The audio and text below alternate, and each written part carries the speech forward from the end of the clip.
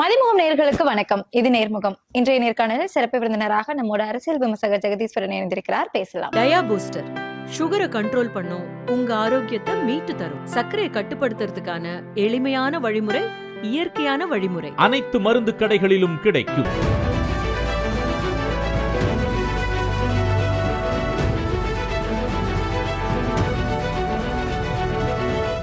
தாவேக்காவையே வந்துட்டு உருவாக்குனதே பாஜக தான் அப்படிங்கிற ஒரு ஸ்டேட்மெண்ட் வந்து தொடர்ந்து நம்ம பார்த்துட்டே இருக்கோம். சோ அப்படி தெரிஞ்சிருந்தும் அவங்க வந்து இந்த மாதிரி கூட்டணி பேச்சுவார்த்தை அப்படிங்கிற முடிவுக்கு போவாங்களா?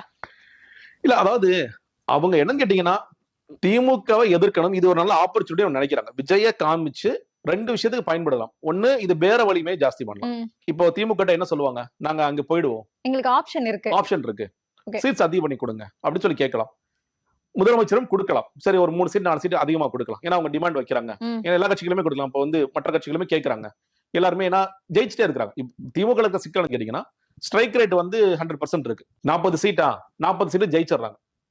அப்ப நீங்க வந்து விசிக 2 சீட்டு கொடுத்தும் ஜெயிச்சிட்டாங்க, மதிமுக கொடுத்தும் ஜெயிச்சிட்டாங்க, கம்யூனிஸ்ட் கொடுத்தும் ஜெயிச்சிட்டாங்க. அவங்க என்ன பண்ண நினைப்பாங்க, அப்ப நமக்கு போன விட கூட சீட்டு கொடுங்க, ஆனா இருக்கிறது 40 தானே, எங்க கூட கொடுக்கறது அப்படின்னு ஒரு சிக்கல் இருக்கு. அப்ப எல்லோருக்கும் ஆசை இருக்குன்னா, அப்ப அந்த கூட்டணி எப்படி அட்ஜஸ்ட் பண்ணிட்டு போறது? புதுசா ஆட்கள் வரக்கும் முயற்சி பண்றாங்க. இப்போ திமுக சைடு, தேமுதிக நமக்கு தெரியல. திமுக ஒரு பக்கம் அமித்ஷாட்டையும் பேசுறாங்க, இந்த பக்கம் திமுக ஒரு ஆப்ஷன். திமுகவோட கூட்டணி பேச்சுவார்த்தை எல்லாம் முடிஞ்சதாகவும் ஒரு தகவல் இருக்கு. ரெண்டு பக்கமே நடக்குது. அது ஒரு பக்கம் நடந்துகிட்டு இருக்கு. மக்கள் நீதி மையம் புதுசா வர்றாங்க. மக்கள் நீதி மையத்துக்கு சீட்ஸ் அக்காமடேட் பண்ணணும். அப்ப புதுசா வரவங்களுக்கும் சீட்ஸ் அக்காமடேட் பண்ணி, இப்போ வந்து குருவோட பொண்ணு அவங்க கட்சி ஆரம்பிக்கிறாங்க, அவங்க சீட்டு கேட்கறாங்க. வேல்முருகன் இருக்கு, இந்த மாதிரி சின்ன சின்ன பிளேயர்ஸ் நிறைய பேர் இருக்காங்க. அப்ப எல்லாத்தையும் அக்காமடேட் பண்ணணும்னா எங்க இருந்து நாங்க சீட்டு கொடுப்போம், அவங்களுக்கு சிக்கல் இருக்கு. ஆனா அதே நேரத்துல நம்ம வேற பேரத்துக்கு இதை பயன்படுத்துறாங்க போறாங்க அப்படிங்கும் போது கொஞ்சம் ஈல்டாக தான் செய்வாங்க. தெரிஞ்சு ஃபுல்லா ஈல்டாகட்டியும் ஒரு 4 சீட் 5 சீட்டு கூட கொடுக்கலாம் அப்படிங்கிற அதற்கு வேணாலும் இது பயன்படும். ஆனா ரொம்ப பிடிவாதமா இல்ல, முடியவே முடியாது, நீங்க வந்து எங்களுக்கு ஆட்சியில பங்கு தான் கொடுக்கணும், அதிகாரத்தில் பங்கு தான் கொடுக்கணும்னா திமுக ஒருவேளை பரவாயில்ல போயிட்டு வாங்க, நாங்க வேற ஆளாச்சு சமாளிச்சுக்கிறோம், எங்களுக்கு நீங்க காங்கிரஸ் போனாலும் பிசிக இருக்கு, மதிமுக இருக்கு, கம்யூனிஸ்ட் இருக்கு, மக்கள் நீதி மையம் இருக்கு, தேமுதிக உள்ள கொண்டு வரோம், பாமக ராமதாஸ் நாங்க திருமாட்ட பேசி நாங்க கொஞ்சம் அவரை கன்வின்ஸ் பண்றோம், அவரை உள்ள கொண்டு வரோம் அப்படின்னு சொல்லி போனா, அது அல்டிமேட்டா மறுபடியும் திமுக ஆட்சி அமைச்சிட்டாங்கன்னா எண்ட் ஆஃப் காங்கிரஸ். திரும்ப எப்படி எழுந்து வருவாங்க? ஏன்னா 2026க்கு பிறகு விஜய் என்ன செய்வார் நமக்கு தெரியாது. காங்கிரஸ் கூட்டணியே கூட இருந்திருப்பது சூப்பர் ஸ்பாயிலரா மாறி இருப்பாங்க. 2 பேர் சேர்ந்து நல்லா ஸ்பாயில் பண்ணிருப்பாங்க ஓட்ஸ. அதை வச்சுக்கிட்டு விஜய் என்ன செய்வார்னா, விஜய் படத்தை நடிக்க போயிருவார். காங்கிரஸ் என்ன பண்ணுவாங்க, ஏற்கனவே எம்எல்ஏவா இருக்கும் போதே சும்மா தான் இருக்கும். எம்எல்ஏ இல்லைன்னா நீங்க என்னதான் பண்ணுவீங்க? அப்ப நீங்க எங்க அப்ப 2029 கதி என்னவாகும், 2029 என்ன ஆவீங்க அப்படிங்கிறது பெரிய கேள்வி ஆயிடும். இப்ப இதெல்லாம் அவங்க யோசிச்சு பார்த்தாங்கன்னா சரியான முடிவு எடுப்பாங்க நான் பாக்குறேன். இப்ப நம்ம ஆட்சியல் அதிகாரம் அப்படின்னு சொல்லிட்டு பார்த்தோம். அந்த கருத்தை வந்து திருமாவளவனுமே எடுத்து வச்சுட்டு தான் இருந்தாங்க. சோ திருமாவளவனோட ஒரு சேனலா செயல்படக்கூடிய வெளிச்சம், அதுல வந்து ஒரு கருத்து கணிப்பு வருது. அந்த கருத்து கணிப்புலயுமே வந்துட்டு தாவேக்கா வந்து அதிகமான வாக்குகள் பெறும் அப்படிங்கிற மாதிரி 150 வந்து தாவேக்காவுக்கு இருக்கு அப்படின்னு சொல்லிட்டு ஒரு வெளியிட்டு இருக்காங்க. சோ இதெல்லாம் பார்க்கும்போது திருமா வந்து தாவேக்காவோட போய் இணைவாரா அப்படிங்கிற ஒரு கேள்வியுமே இருக்கு. இல்லைங்க, அதாவது திருமாவளவன் வாக்குகளை தாவேக்க கொஞ்சம் உடைக்கும்னு பார்க்கலாம். நீங்க வந்து நீங்க தாவேக்கல இருக்கின்ற வாக்குன்னு பாத்தீங்கன்னா தலித்தோட வாக்கள் நிச்சயமாக இருக்கு. நீங்க அந்த விக்கிரவாணி மாநாட்டிலையும் நான் பார்த்தேன். பொதுவாக இங்க இருக்கிற மாவட்ட செயலர் இருக்காங்க இல்லையா, நிறைய வந்து தலித் முகங்கள் தான். நீங்க மக்கள் இயக்கமாக இருந்தபோது தலித்தா தான் நிறைய பேர் இருந்தாங்க. அவங்களதான் வந்து இவங்க வந்து மாவட்ட செயலரும் மாத்துறாங்க. சோ அத ஆனா சிக்கல் என்னன்னு கேட்டீங்கன்னா, நான் 2 விதமா பாக்குறேன். ஒண்ணு, இதை நல்ல அரசியல் புரிந்தவர்கள் அவங்க தாவேக்க பக்கம் போவாங்களா? போக மாட்டாங்க. அரசியல்னா என்னன்னு தெரியும், உண்மையிலேயே தலித்தோட பிரச்சனை என்னங்கிறது தெரியும். நீங்க வந்து ஒரு பேரளவிற்கு விஜய் பேசிட்டு போலாம், நான் அம்பேத்கர் கையில் எடுத்துறேன் பாத்தியா, நான் கொள்கை தலைவர் வச்சிருக்கேன் பாத்தியா, அதை தாண்டி தலித்துகளுக்காக விஜய் என்ன செய்துள்ளார் யோசிச்சு பாருங்க. தலித்தோட பிரச்சனை எவ்வளவு நடக்குது, இல்ல யாருக்குமே எதுவுமே செய்யல. இன்னும் கவினோட ஆணவ படுகொலைக்கு ஏதாவது பேசியிருக்காரு? நீங்க சொல்ல மாதிரி யாருக்குமே இது செய்யல. அட்லீஸ்ட் நான் வந்து அம்பேத்கர் கொள்கை தலைவரை ஏற்ற காரணத்தினால நான் வந்து கவினோட ஆணவ படுகொலைக்காக பேசினேன். ஆணவ படுகொலைக்கு தனியா சட்டம் ஏற்றணும்னு நான் போராடினேன். நீங்க தமிழ்நாடு கவர்மெண்ட் சரியா செயல்படல, இங்க தலித்துகள் நிறைய கொடுமைகள் நடக்குது, ஏதாவது பேசினாரா? எதுவுமே பேசல. அப்போ நீங்க தலித்துகளா இருப்பவர்கள் எப்படி யோசிப்பாங்க? திருமாவளவன் ஒரு தொடர்ச்சியாக நமக்காக வேலை பார்த்துட்டு இருக்காரு. இந்த பக்கம் நம்மளோட ஓட்ஸை பெறணும்னு நினைக்கிற விஜய் அவர்கள் எந்த வேலையும் செய்ய மாட்டேங்கிறார். அப்ப அது ஸ்பிளிட் தானே ஆகும். ஸ்பிளிட்டாவும் சொல்றதை விட அரசியல் புரிந்தவர்கள் திருமாவளவன் பிடிப்பாங்க. அரசியலே புரியல, எனக்கு வந்து நான் தலித் இல்லைங்கிறலாம் தெரியும், எனக்கு தேவையில்லை, நான் விஜயோட ரசிகர், நான் ஒரு ஆச்சரியக்குறி, நான் ஓட்டு போடுவேன், இப்படி நடக்கும். சோ அதனால நீங்க அந்த அளவுக்கு பெருசா ஸ்பிளிட் ஆகி போயிடும் அப்படின்னு நான் நம்பல. அரசியலை புரிய புரிய அவர்கள் எல்லாம் உணர்ந்து இந்த பக்கம் திரும்பிடுவாங்க தான் நினைக்கிறேன். இல்ல நம்ம இப்போ பிரச்சாரக்குழு அந்த பட்டியலை வந்து நம்ம பார்த்திருந்தோம். இப்போ சமீபத்துல நாஞ்சில் சம்பத் அவர்களுமே தாவேக்கால போய் இணைஞ்சிருந்தாங்க. அவரோட அல்டிமேட் கோல் என்ன அப்படின்னா பேசுறது. ஆமா. சோ அந்த பிரச்சார குழுவுல அவரோட பெயர் வந்து இடம்பெறலையே, இதை எப்படி பாக்குறீங்க? அவர் கலெக்ஷன் பண்ண மாட்டார்ல இந்த டைம்ல போய். நீங்க அவர்கிட்ட போய் அண்ணே ஒரு 4 பேர் பிடிச்சிட்டு வாங்க, நானே காசு இல்லாம தான் இங்க வந்திருக்கேன், என்ன போய் காசு கொடுத்து 4 பேர் பிடிச்சிட்டு வாங்க, எங்க இருந்து பிடிப்பது அவர் யோசிப்பாரு. நீங்க அதான் சொல்ற இல்லையா, நீங்க இது என்னன்னா இவருக்கு இந்த வேலை வரும் அப்படிங்கறத அடிப்படையில கொடுத்திருக்காங்களா? நிச்சயமா கிடையாது. இப்ப வந்து நாஞ்சில் சம்பத் நீங்க சொல்ற மாதிரி பிரச்சாரம் ஆப்வியஸ்லி அவர் இருந்திருக்கணும். முதல் சாய்ஸா அவர் யோசிச்சிருக்கணும் பிரச்சாரம் தான் பண்ண போறாங்க, வேற நல்ல ஸ்பீக்கர்ஸ் யாரா இருப்பா, இந்த செய்தி தொடர்பாளர் இருக்கிறவங்க, இல்ல கொள்கை பரப்பு செயலாளர்கள் இருக்கிறவங்க, அவங்க எல்லாம் பேரை போட்டு இந்த பிரச்சாரத்துக்கு தான் பயன்படுத்த போறோம், இல்ல கண்டென்ட்டுக்கான நல்ல டீம் இருக்காங்க, அந்த டீமை நம்ம போட்டிருக்கணும். அது எதுவுமே இதுல இல்ல. இந்த குழுவுக்கான நோக்கம் என்பது வேறு. நம்ம முன்னாடி சொன்ன பாண்டிச்சேரியில விஜய் போய் பேசுறதுக்கான நோக்கம் என்பது பாண்டிச்சேரியில கடையை திறக்கிறோம், கலெக்ஷன் ஆரம்பிக்கிறோம். அதே மாதிரி பிரச்சார குழு வந்து நாங்க எதிர்பார்க்கிறோம், கலெக்ஷன் நடக்க மாட்டேங்குது, என்ன குழப்பம் ஏற்படுதுன்னா யார்கிட்ட போய் அப்ரோச் பண்றது? அப்ப புஷியானந்தர் லிஸ்ட் கொடுக்குறாரு, இந்த நபர்கள்ட்ட போய் அப்ரோச் பண்ணீங்கன்னா உங்களுக்கு நாங்க சீட் வாங்கி கொடுக்குறோம் அப்படிங்கறத நீங்க கலெக்ஷன் குழுன்னு போட முடியாது. அதனால பிரச்சார குழுன்னு பேர் வச்சுக்கிறாங்க.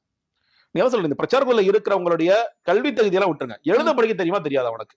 போஸ்டர்ல இருக்கிறத படிப்பியா, எழுதி கூடி படிப்பியா? நிறைய பேர் எழுதி படிக்க தெரியாது. அப்படி இருக்கிறவங்கள நீங்க பிரச்சாரத்துல எப்படி பயன்படுத்துவீங்க? நான் வந்து படிக்காத அண்டர்மைன்லாம் பண்ணல, உனக்கு ஒரு வேலை கொடுத்திருக்காங்க. இல்ல பிரச்சார குழுனா பேச தெரிஞ்சாதானே பிரச்சாரம் பண்ண முடியும். படிக்க தெரியல, படிக்கவே தெரியாது, ஆனா நான் போய் பிரச்சாரம் பண்ண போவேன், நான் வந்து கண்டென்ட் கிரியேட் பண்ணணும், எங்க இருந்து கண்டென்ட் கிரியேட் பண்ணுவீங்க? அது இன்னொன்னு, இந்த வேலைகளை நிறைய வாய்ஸ் ஆஃப் காமன்ஸ் இன்வால்வ் பண்ணிருக்கணும். அங்க இருக்கிற டிசைனர்ஸ் அவங்களா எவ்வளவுதான் இன்வால்வ் பண்றாங்க. ஏன்னா போன குழுல ஆதவர்ஜனா பேரே இல்ல, இதுல இருக்கு. நீ கூட்டணி குழுல ஆதவர்ஜனா பேர் இல்ல, அப்ப அவரு தேர்தல் மேலாண்மை பொதுச் செயலாளர் அவர் போஸ்டிங் ஆயிருக்காருல்ல, அவர் என்ன பண்ணுவார்? அப்போ இதுல இருக்கு, இதுல அவரோட ரோல் என்னவா இருக்க போகுது? நீங்க என்ன ரோல் யாருக்கு கொடுக்கணும் அப்படிங்கறதுல தெளிவு இல்லாம இருக்காங்க. ஏன்னா அந்த நோக்கம் என்பது வேறு. இல்ல நீங்க நம்ம என்னதான் சொன்னாலுமே புஷியானந்த் அவரோட என்ன பிரச்சாரம் பண்ண போறாரு அப்படிங்கறத கேட்கறதுக்கு வந்து நிறைய பேர் ஆவலா இருக்காங்க. அதுல நானும் ஒரு ஆளு. எப்படி பேச போறாரு, எந்த இடத்துல பேச போறாரு, சீரியஸா அதுவே ரொம்ப எதிர்பார்ப்பாதான் இருக்கு. இல்ல அவர் என்ன பேசுவாருங்க? நீங்க இன்னைக்கு வரைக்கும் அரசியலாக புஷியானந்த் என்ன பேசியிருக்காரு? நீங்க நல்லா யோசிச்சு பாருங்க, இந்த 2 வருஷத்துல திமுக, அதிமுக, பாஜக, காங்கிரஸ் அப்படிங்கிற இந்த 4 வார்த்தைகளை புஷியானந்த் பயன்படுத்தி இருக்காரா? இதுவரை பயன்படுத்தினதே கிடையாது. ஒரு பேட்டியில கூட பயன்படுத்தினதே கிடையாது. நீங்க ஒரே ஒரு பேட்டியில அண்ணா இதுக்கெல்லாம் திமுக தான் காரணம் நினைக்கிறீங்களா, அதான் பண்ணாரு. இப்படியே ஆட்டிட்டு போயிட்டாரு. பாண்டிச்சேரியில வந்து உங்களுக்கு பர்மிஷன் கிடைக்க மாட்டேங்குது, என்ன பண்றாங்க அப்படின்னா மைக்கு பிடிச்சாரு, ஒருத்தர் மைக்கு நீட்டார், அப்படியே இழுத்துட்டே வந்தாரு, மைக்கு தள்ளிட்டு போயிட்டாரு. இது வரைக்கும் எந்த ஒரு அரசியல் கட்சி பேரும் சொன்னதில்லை. கோட்டு படம் ரிலீஸ் ஆனிச்சு. கோட்டு படம் வந்து சனாதானத்தை குறிக்கின்றதுன்னு MP ரவிக்குமார் அவர்கள் ட்வீட் போட்டார். உதயம் தேட்டர் அப்ப இருந்துச்சு. உதயம் தேட்டர் வாசல்ல செய்தியாளர்கள் அவரை பிளாக் டிக்கெட் வித்துட்டு இருக்காரு புஷியானந்த், முடிச்சுட்டு வந்தோன்னு பேட்டி எடுக்கிறாங்க. ஆனா இந்த மாதிரி MP ரவிக்குமார் வந்து சனாதானம்னு சொல்றாரு, கோட்டுங்கிற வார்த்தை சனாதானம் சொல்றாரு. நானே 4 பேருக்கு சாப்பாடு போட்டுட்டு பேசாம செவனேன்னு இருக்கேன், என்கிட்ட போய் ஏன்பா இதெல்லாம் கேட்கிறேன்னு. நீங்க பாருங்க, தமிழ்நாட்டுல இருக்கின்ற இல்ல எந்த ஒரு கட்சியோட பொதுச் செயலாளர்கிட்ட போய் சார் சனாதானம்னு சொல்றாங்களே அப்படின்னா நம்ம என்ன பதில் எதிர்பார்ப்போம்? ரொம்ப ஒரு லெட்டர் பேட் கட்சிங்க, அவர்கிட்ட போய் சார் கோட்டுங்கிற வார்த்தை சனாதானம் சொல்லி இப்ப நான் செய்தி தொடர்பாளர் இருந்தேன், அது எப்படி சனாதானம் ஆகும்? எங்க தலைவர் வந்து பாஜகவுக்கு எதிரானவர், கொள்கை ரீதியாக எதிர்க்கக்கூடியவர். ரவிக்குமார் அவர்கள் வந்து புரிதல் குறைபாடோட பேசுறாரு, இப்படிதான் நான் சொல்லியிருப்பேன். நான் போய் நானே சும்மா சாப்பிட்டு போலான்னு வந்தேன், பிளாக்ல டிக்கெட் வித்து நானே பழைக்கலான்னு வந்தேன்னு சொல்லுவேன். அதுதான் புஷியானந்த் சொன்னார். பதில் தெரியல அவர் என்ன பண்ணுவார்? ஏன்னா அவர் பேச. இன்னொன்னு இதுக்கு இன்னொரு காரணம், புஷியானந்துக்கு பாண்டிச்சேரியில இருக்கின்ற சாராய கடைகளை தொடர்ச்சியா நடத்தணும், அவரோட ரியல் எஸ்டேட் பிரச்சனைகள் எதுவும் ஆயிடக்கூடாது. ஒண்ணுமே பண்ணாத போது சிபிஐல அவர் வந்து சம்மன் பண்ணி கூப்பிட்டு கேள்வி கேட்டுட்டு இருக்காங்க. அப்படி எல்லாம் இருக்கும் பொழுது இவர் பிரச்சார ரீதியாக ஆமா திமுக, இப்ப விஜய் பேசுறாருல அரசியல் எதிரி திமுக, கொள்கை எதிரி பாஜக அப்படின்னு சொல்றாருல, அந்த அரசியல் எதிரி திமுக கூட புஷியானந்த் பேச மாட்டார். அவர் என்ன பேசுவாரு? என்னப்பா தொகுதி இது? நாமக்கல்ல நாங்க 400 பேருக்கு சாப்பாடு போட்டோம் தெரியுமா அப்படிம்பாரு. நாங்க வந்து இங்கதான் நிறைய பேருக்கு பால் முட்டை திட்டம் ஆரம்பிச்சு வச்சோம், தலைவர் தான் சொன்னாரு, நான் தான் ஆரம்பிச்சு வச்சேன், இதுதான் பேசுவாரு தவிர இன்னைக்கும் தான் பேசுறாரு அவரு. இன்னைக்கும் வந்து இந்த இடத்துல சாப்பாடு போட்டீங்களா, இந்த இடத்துல முட்டை கொடுத்தியா, இந்த இடத்துல பால் கொடுத்தியா, இதுதான் பேசுறாரு தவிர அரசியலாக புஷியானந்த் பேசவே மாட்டார். அதனால நீங்க வந்து ரொம்ப எல்லாம் எதிர்பார்க்காதீங்க. அந்த எதிர்பார்ப்பு ஏமாற்றத்துல தான் முடியும். அதனால சொல்றேன். இதுல நம்ம வந்து இன்னொரு விஷயத்தையும் கவனிச்சிருந்தேன். அடுத்தடுத்து இன்னைக்கு கூட எம்ஜிஆர் பிறந்த நாளுக்கு ஒரு வாழ்த்து போட்டிருந்தாங்க. சோ இப்படி விஜய் வந்து வாழ்த்து தெரிவிக்கிறதா இருக்கட்டும், கிறிஸ்துமஸுக்கா இருக்கட்டும், பொங்கலுக்கா இருக்கட்டும், அவங்களோட கொள்கை தலைவர்கள் பிறந்த நாளுக்கு வாழ்த்து தெரிவிக்கிறதா இருக்கட்டும், கரெக்டா டைம் ஷெட்யூல் பண்ணி போட்டதை நம்மளால பார்க்க முடியுது. மதியம் 2 மணியா? 8 மணிக்கு போட்டிருக்காங்க. 8 மணிக்கா? காலையில 8 மணிக்கு கிறிஸ்துமஸ்க்கு, பொங்கலுக்கு எல்லாத்துக்குமே போட்டிருக்காங்க. அதே மாதிரி கொள்கை தலைவர்களுக்கு வந்து கரெக்டா 10 மணிக்கு போட்டிருக்காங்க. சோ இத கூட அவங்க வந்து போஸ்ட் பண்ணி ஷெட்யூல் படி தான் போஸ்ட் பண்றாங்களா? அது வந்து யாரு என்ன எப்படி இது நடக்குது? இல்லங்க, விஜயோடைய ட்விட்டர் பேஜ் விஜய் ஹேண்டில் பண்றது கிடையாது. முதல்ல தெரிஞ்சுக்கங்க. ஜான் ஆர்கிசாமி தான் ஹேண்டில் பண்றாரு. ஓகே. சோ விஜய்க்கு உண்மையிலேயே அதுல என்ன வருதுன்னு கூட தெரியாது.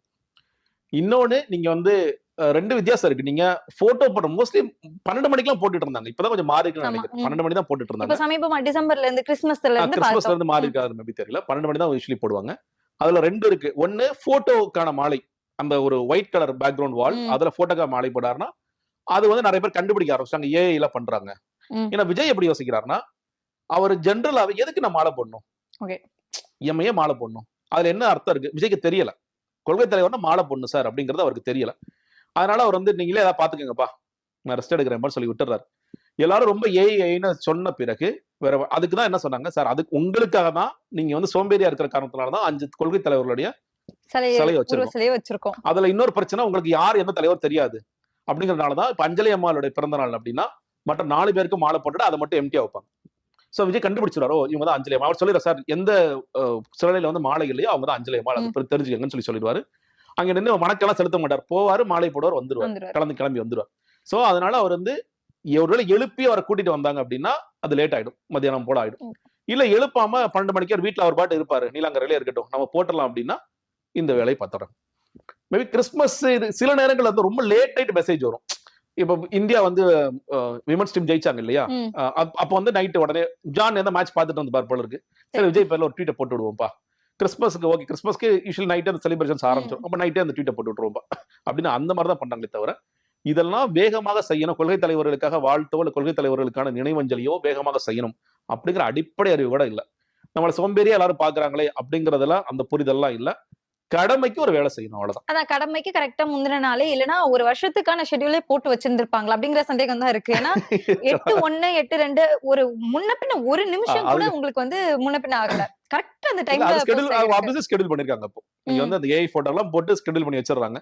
இல்ல நீங்க வந்து ரியலா நடக்குதுன்னா அது நடந்த பிறகு அந்த வேலையை பண்றாங்க. இன்னொன்னு, நீங்க அந்த டிஃபரன்ஸே கண்டுபிடிச்சிடலாம். நீங்க வந்து உண்மையிலேயே அவர் வந்து அந்த போட்டோக்கு மாலை போட்டாருன்னா விஜய் நீலாங்கரையில இருந்து கிளம்பி பனையூர் வர வரைக்கும் நமக்கு மெயின் ஸ்ட்ரீம் மீடியா சொல்லிருப்பாங்க, கிளம்பிட்டார் கொள்கை தலைவர் மாலை போட போறாரு, கேட்டு முன்னாடியே நின்னுட்டு இருக்காங்க. நீங்க அந்த போட்டோ மாலை போடும் போது அந்த செய்தி எதுவுமே வராது. விஜய் என்னைக்கு மாலை போட்டாரு ஒரு கேள்வி இருக்குல்ல. ஏன்னா விஜய் பனையூருக்கு வர்றதே ரொம்ப குறைவான நாட்கள் தான். ஏதாவது நிர்வாகிகளுக்கு வந்து பதவியேற்பு கொடுக்கணும், இல்ல வந்து மாடச்சலர்கள் போஸ்டிங்ஸ் போடுறோம், அதுக்கு மட்டும்தான் வர்றதை தவிர இயல்பாக ஒரு தலைவரா வந்ததே கிடையாது. அப்ப என்னைக்கு இதெல்லாம் பண்ணாரு? அப்போ ஒண்ணு ஒரே நைட் உட்காந்து எல்லா ஷூட்டிங் முடிச்சிருக்கணும். சார் வெவ்வேறு சட்டம் ஒரு 5 சட்டம் மட்டும் எடுத்துட்டு வந்துருங்க சார், 5 பேண்ட் எடுத்துட்டு வந்து சார், ஒரே பேண்ட் தான் போடுறீங்க, சட்டம் மட்டும் 5 மாத்திரலாம் சார், கண்ணாடி ஒரே நாள்ல எடுத்து முடிச்சிடலாம், கொஞ்சம் இதோ கட் பண்ணிக்கலாம் சார். இப்ப இந்த கரூர் சம்பத்துக்கு அப்புறம் வீடியோ போட்டாரா, சோகமா இருக்கேன் ஓப்பன் மைக்ல போயிடலாம்னு சொல்லி சொன்னாலும் அது மாதிரி 5 சட்டம் வச்சுக்கோங்க சார், நீங்க கொஞ்சம் தாடியை ட்ரிம் பண்ணி வெவ்வேறு போட்டோஸ் எடுத்துக்கலாம். ஒண்ணு இப்படி பண்ணணும், அப்படி இல்லாட்டி ஏஐல பாத்துக்கிறோம் சார், நீங்க ஒன்னும் கவலைப்படாங்க சார். இது 2 தான். அதனால அவருக்கு வந்து அவர் விஜய் யோசிக்கிறது எதுக்கு இதெல்லாம் பண்ணணும் சார், இதெல்லாம் தமிழ்நாட்டுல பண்ணிதான் சார் ஆகணும். ஆக்சுவலி நம்ம பண்றது எதுக்காக, அஞ்சலி அம்மாள் அன்னைக்கு நம்ம அவங்க என்ன செஞ்சாங்க அப்படின்னு சாதனை நம்ம யோசிச்சு பார்ப்போம். நீங்க வந்து வீரமங்கை வேலுநாச்சியார் ஏன் புகழப்படுறாங்க நம்ம யோசிச்சு பார்ப்போம். இப்ப சில பேர் வந்து அந்த கூட்டங்கள்லாம் நடத்துவாங்க, அந்த கூட்டங்களை போய் பேசுவாங்க. நீங்க வந்து காமராஜர் ஐயா குறித்து பேசுவாங்க, பெரியார் குறித்து பேசுவாங்க, அம்பேத்கர் அங்க பேசுறதுக்கோ எழுதுறதுக்கோ சொல்லிக் கொடுக்கறதுக்கோ ஆள் இல்லாத போது என்ன பண்ணுவாங்க அவங்க, நம்ம சிம்பிளா முடிச்சுக்கலாம் சார், வேற வழியே இல்லை சார், இங்க மாதிரி ஒரு உருவாக்கி வச்சிருக்காங்க சார், அதனால நம்ம பண்ணுவோம், அவ்வளவுதான். நீங்க வந்து அக்டோபர் 2க்கு ஒரு ட்வீட்டும் வராது. இவங்க சொல்றேன் ஒரு பக்கம் காங்கிரஸ் இவ்வளவு கலர்றாங்கல்ல, அக்டோபர் 2 ட்வீட் வராது. காந்தியே உங்களுக்கு தெரியாது. இல்ல காமராஜர் அவரோட கொள்கை தலைவருக்கே தலைவர் அவரு. ஆமா, அதெல்லாம் சொல்றேன், அதெல்லாம் அது நடக்காது. சில மறந்துடுவாங்க. ஏன்னா கோட் பட ஷூட்டிங்ல தலைவர் பிஸியா இருக்காரு, அதை விட காந்தி முக்கியம். அந்த கட்சியில இருக்கிற மாதிரிதான் 5-6 தலைவர் பின்னாடி இருக்காங்க. இந்த தலைவர் உனக்கு பிடிக்கும், என் தலைவன் தளபதி மட்டும்தான். அந்த தலைவர் பேர் சொல்லு, அதெல்லாம் என் தலைவனுக்கு தெரியுங்க, நீங்க ஏங்க அதெல்லாம் கேட்குறீங்க? ஒரு கஷ்டமான கேள்வி எல்லாம் கேட்காதீங்க, எனக்கு தலைவனுக்கு தெரியும்னு சொல்லிட்டு போயிடும். அந்த மாதிரி குரூப்புக்கு இது போதுமான ஒன்று அப்படின்னா, அதாவதுங்க விஜயோடைய ரசிகர்களாக இருக்கிற ஆச்சரிய வரைக்கும் விஜய்க்கும் பெரிய வேறுபாடெல்லாம் கிடையாது. அவனுக்கு இருக்கிற அறிவை விட விஜய்க்கு கம்மி தான் அறிவு. ஓகே, இது ஒரு பக்கம் இருக்கு. இன்னொரு பக்கத்துல ஜனநாயகன் போயிட்டே இருக்கு, ரொம்ப பரபரப்பா போயிட்டு இருந்தது. சுப்ரீம் கோர்ட்டுக்கு எல்லாம் வந்துட்டு அவங்க மேல்முறையீட்டுக்கு போயிருந்தாங்க. ஆனா சுப்ரீம் கோர்ட் வந்து நாங்க இதை விசாரிக்க முடியாது, மறுபடியும் ஹைகோர்ட்டுக்கே போங்க அப்படின்னு சொல்லி அனுப்பி 20ஆம் தேதி விசாரணைக்கும் அவங்க ஒரு ஷெட்யூலும் பண்ணி கொடுத்திருக்காங்க. இதை வந்து ஜனநாயகனுக்கு பின்னடைவா பார்க்கலாமா, இல்லைன்னா ஒரு பாசிட்டிவ் வியூவா பார்க்கலாமா? கண்டிப்பா பெரிய பின்னடைவு தான். நீங்க ஏன்னா 20ஆம் தேதி என்ன நடக்கும்? இப்ப நீங்க இந்த வழக்கு குறித்து பேசும்போது நான் தான் சொன்னேன், கண்டிப்பா சுப்ரீம் கோர்ட் ரிலீஃப் கிடைக்காது. நீங்க சுப்ரீம் கோர்ட் இதை எப்படி பார்ப்பாங்கன்னா, இது ஹைகோர்ட்ல ஏற்கனவே நடக்கின்ற பிரச்சனை, அந்த பிரச்சனை என்கிட்ட கொண்டு வராது. இது லைஃப் அண்ட் டெத் மேட்டர் கிடையாது. நீ வந்து எஸ்எல்பி போட்டு அவசரமா இந்த வழக்கு விசாரிங்க, அந்த அளவுக்கு ஒண்ணும் இல்லை. இன்னும் சொல்ல போனா சிஜே பெஞ்சுக்கே போகும்போது கூட என்ன யோசிச்சிருப்பாரு, ஏன் இவ்வளவு அவசரமா எதுக்கு வர்ற? சிபிஎஃப்சி வந்து அவங்க கேட்கறாங்க, ஓகே மென்ஷன் பண்றாங்க, நான் கொடுத்துட்டேன், ஓகே, நீ எதுக்கு இவ்வளவு அவசரப்படுற? ஏன்னா ஆஷா அவங்க கொடுத்தால டெக்னிக்கலி ஃபால்ட் இருக்கு. குழப்பம் பார்க்காம எப்படிங்க யூபாரியை நீங்க கொடுத்தீங்கன்னு ஒரு கேள்வி இருக்கு. ஏன்னா அதுல குழப்பம் இருக்கு. சில பேர் என்ன சொல்றாங்க, யூபாரியை கொடுத்தது பிறகு யாரோ கம்ப்ளைண்ட் பண்ணாங்கன்னு ஒரு வெர்ஷன் இருக்கு, எந்த சர்டிபிகேட் கொடுக்காமலே வந்து கம்ப்ளைண்ட் கொடுத்தாங்கன்னு ஒரு வெர்ஷன் இருக்கு.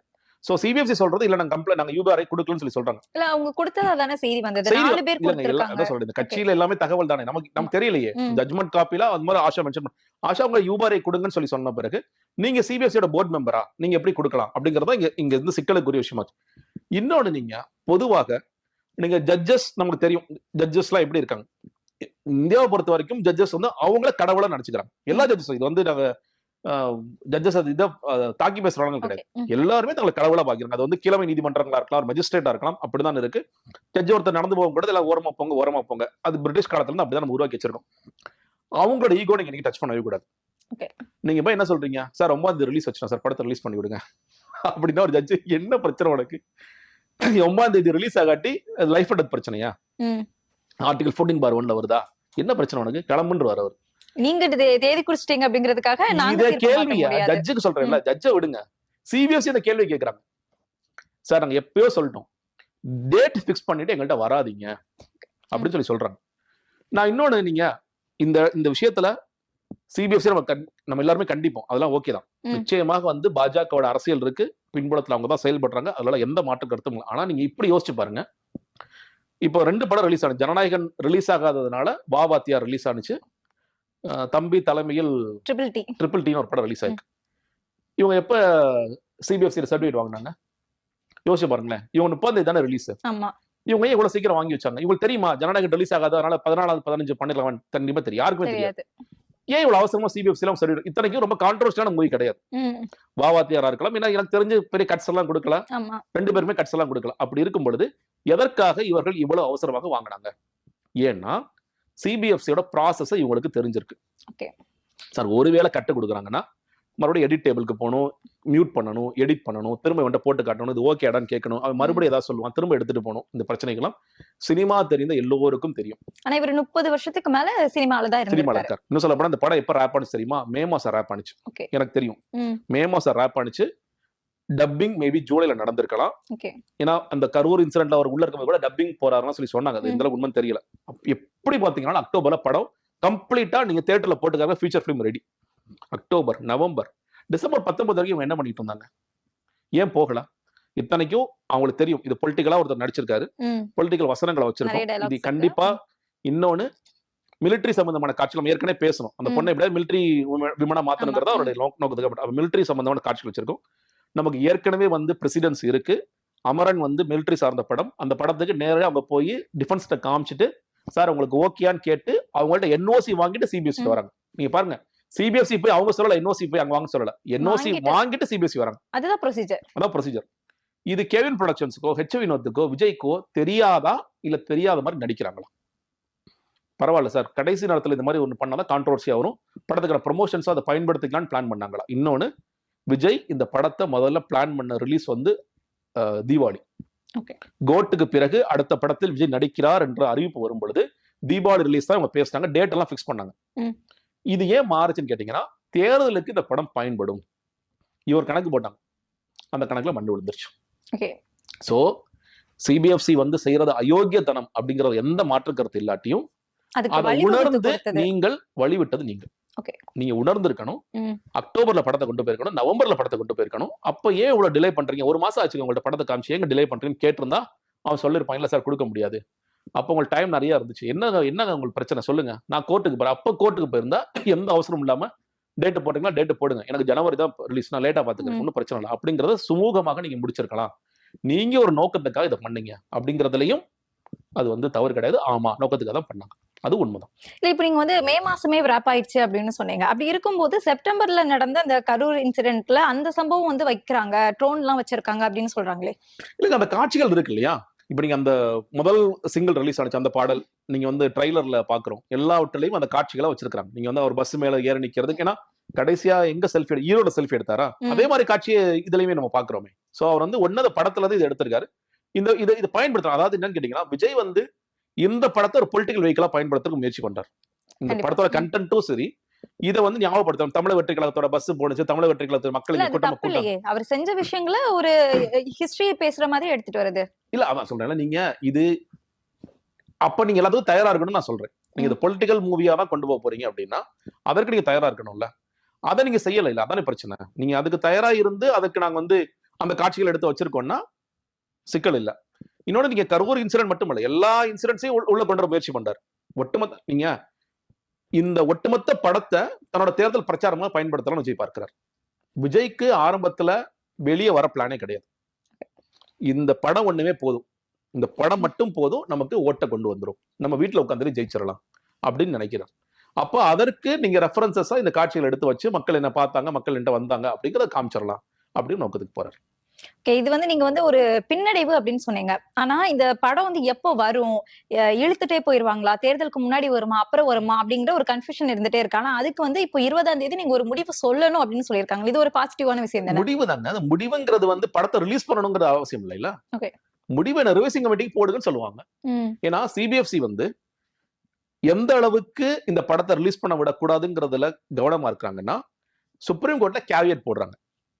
என்ற கருத்து கேட்காம நீங்க தீர்ப்பு கொடுக்க கூடாது. ஒருவேளை நேற்று வந்து விஜயோட படம் ரொம்ப முக்கியமான படம், இந்த லியோ படத்துல இருந்த ஜட்ஜ் மாதிரி தலை நிமிர்ந்து நடங்க விஜய், உங்க படத்தையா ரிலீஸ் பண்ணாம தடுத்தாங்க, நான் ரிலீஸ் பண்ணி விட்டுறேன் யாரும் சொல்லிடுவாங்கிறதுக்காக சிபிஎஃப்சி ஏதாவது கேட்கறேன்னா என்ன கேட்டுட்டு நீங்க பதில் சொல்லுங்க, கேவியட் மனு போட்டாங்க.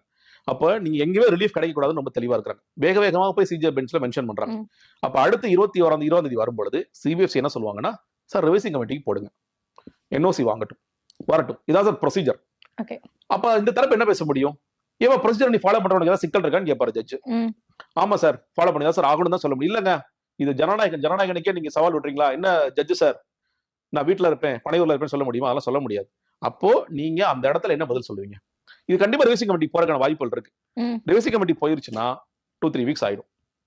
அடுத்து மாடல் கோட் ஆஃப் கண்டக்ட் வந்துடும். மாடல் கோட் ஆஃப் கண்டக்ட் வந்துச்சுன்னா படத்தை ரிலீஸ் பண்ண முடியாது. அப்போ இந்த படத்தை நீங்க இந்த படம் பெண் வாக்காளர்களை வந்து வாக்குச்சாவடி கூட்டிட்டு வந்து நமக்கு ஓட்டு போட நீங்க நினைச்சு ஒரு கனவுல இருந்தீங்க இல்லையா, அது நடக்காமல் போயிடும்.